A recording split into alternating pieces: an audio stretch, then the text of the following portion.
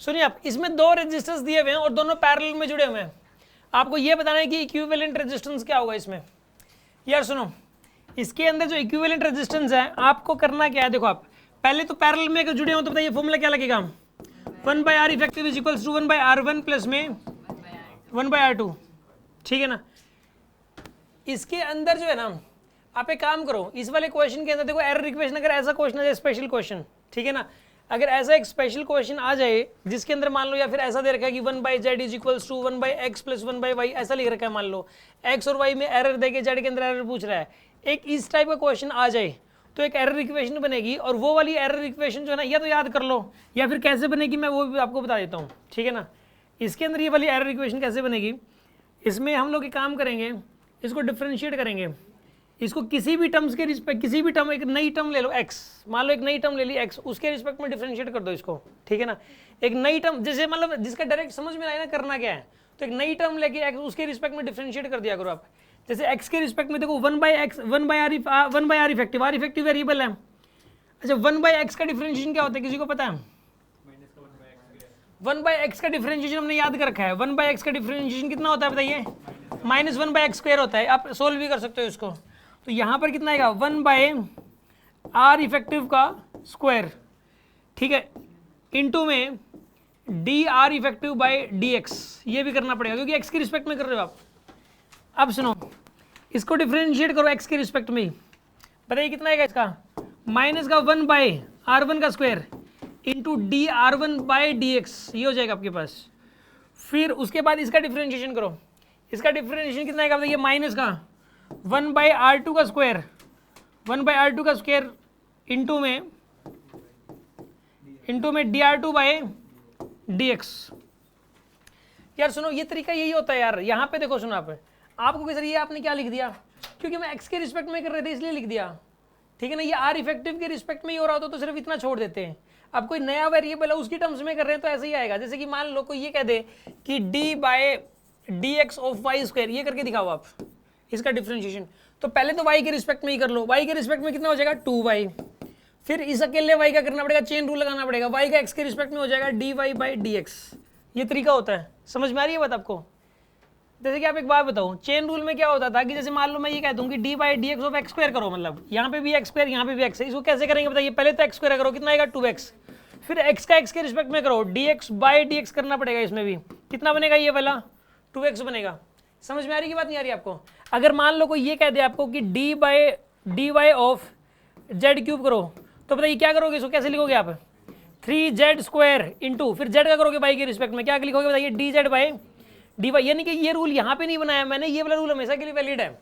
तो यहाँ पे 1/r इफेक्टिव का डिफरेंशिएशन हो जाएगा माइनस का 1/r इफेक्टिव स्क्वायर। कैसे है ये, क्योंकि हमने ये वाला रूल याद कर रखा था कि 1/x का डिफरेंशिएशन -1/x² होता है।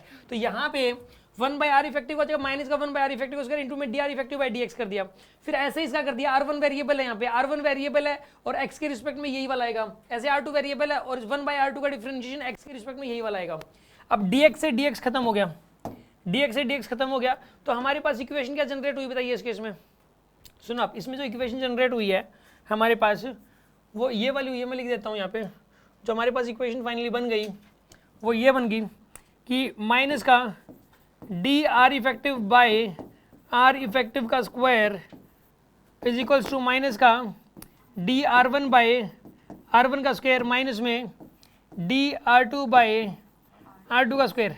ये आपके पास क्या बन गई बताइए, इक्वेशन बन गई, इसमें माइनस माइनस हटा दो सभी का, ठीक है, माइनस माइनस क्या कर दो सभी का, प्लस पूरी इक्वेशन को माइनस से मल्टीप्लाई कर दो, तो ये वाली इक्वेशन बन जाएगी आपके पास। अब जो ये वाली इक्वेशन है, this is the error equation.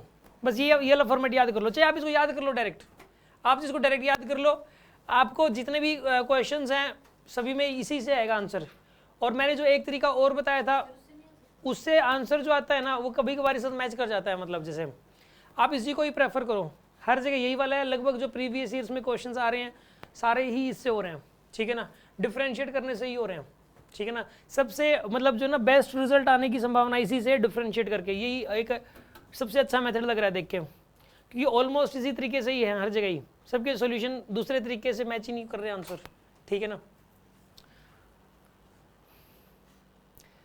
इसके अंदर जो ना मे भी हो सकता है कि वो वाला जो तरीका है वो तभी वैलिड हो जब एरर बहुत छोटी हो, इससे भी बहुत छोटी हो, कंपेरेबल भी ना हो, ठीक है ना, बहुत बहुत छोटी हो तभी एप्लीकेबल हो।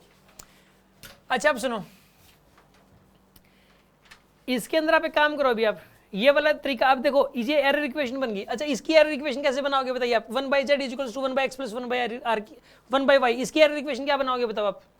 इसकी एरर इक्वेशन बनेगी डेल्टा जेड या डी जेड, एक ही मतलब है, डी जेड बोल दो चाहे डेल्टा जेड बोल दो, एक ही मतलब है, डेल्टा जेड बाय में Z square equal to delta X by में एक्स स्क्वायर प्लस में डेल्टा वाई बाय में वाई स्क्वायर, ये बनेगी इक्वेशन। समझ में आ गई होगी बात आपको, बना लोगे ना इस तरीके से एरर इक्वेशन। ठीक है, मैं यहाँ पे इक्वेशन दे दूँ आपको, 1/r equals to 1/p plus 1/q, और एरर इन द p दे दिया, एरर इन द q दे दिया, और एरर इन द r निकालना है आपको। तो कैसे निकालोगे बताइए आप, डेल्टा r बाय में r का square equals to delta p by में p का स्क्वायर प्लस में डेल्टा q बाय में q का स्क्वायर, इस इक्वेशन से बन जाएगा। फिर अब इस वाले क्वेश्चन से हो जाएगा, ये इस वाली इक्वेशन से ये वाला क्वेश्चन सोल्व हो जाएगा। मैं इसी को फिर से करके दिखा रहा हूँ, इसी क्वेश्चन को, ठीक है ना, सेम क्वेश्चन ही कर रहा हूँ मैं। डीपीपी नंबर क्या थी ये वाली,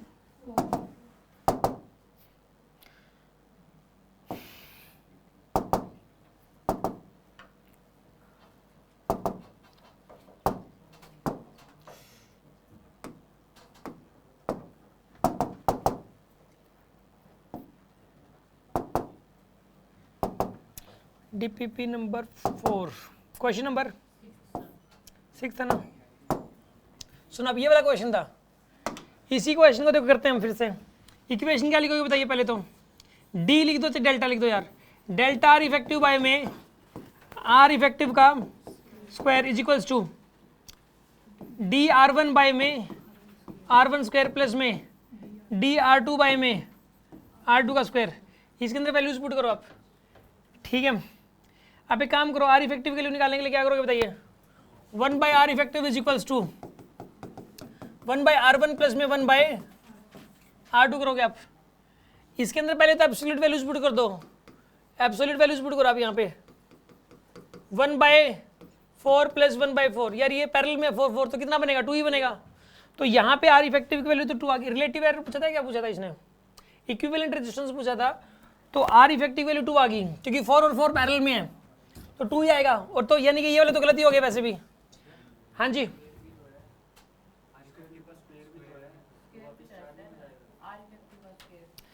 यहाँ पे भी स्क्वायर है, वो तो सोल्व वोल करके आ जाएगा, 2 ही आएगा वो तो, हमें पता ही यार। एब्सोल्यूट वैल्यू 4 4 है यहाँ पे, सोल्व कर लेंगे कोई बात नहीं।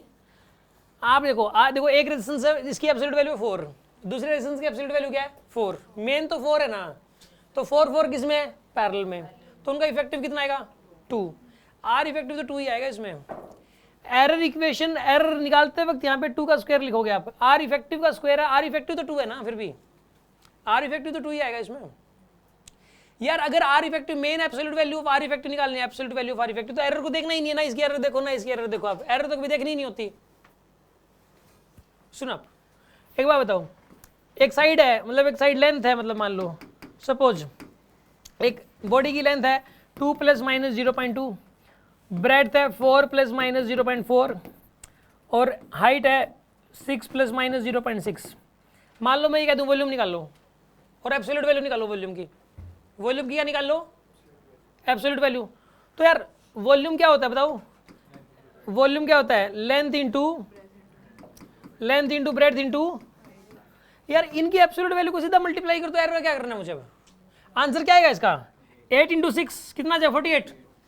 मीन एब्सोल्यूट वैल्यू क्या चाहिए वॉल्यूम की, 48 ही आएगी, उसमें तो एरर आपको देखनी नहीं है।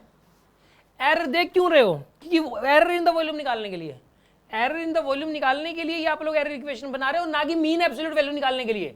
एरर इक्वेशन से, इस वाली इक्वेशन से मीन एब्सोल्यूट वैल्यू कभी नहीं निकलेगी।